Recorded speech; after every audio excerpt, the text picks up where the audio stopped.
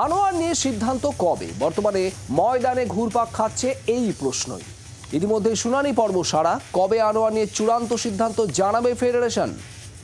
দেবাঞ্জন বন্দ্যোপাধ্যায় আমাদের প্রতিনিধি রয়েছেন আমাদের সঙ্গে। দেবাঞ্জন, চূড়ান্ত শুনানি সারা হয়ে গিয়েছে, কিন্তু এরপর কি হবে?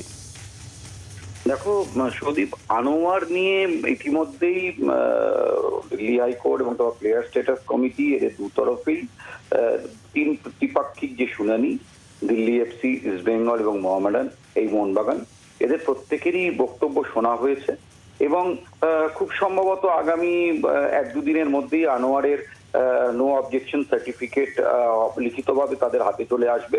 তার ফলে আনোয়ারের কিন্তু পরবর্তী ম্যাচগুলোতে ইস্ট বেঙ্গলের জার্সি গায়ে খেলতে কোনো অসুবিধা থাকবে না।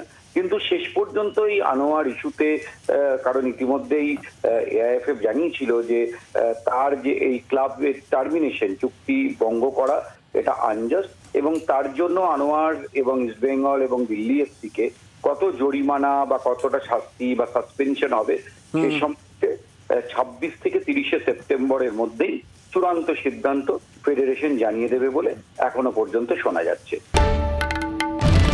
বাংলার আওয়াজ, বাঙালির আবেগ, জি 24 ঘন্টা।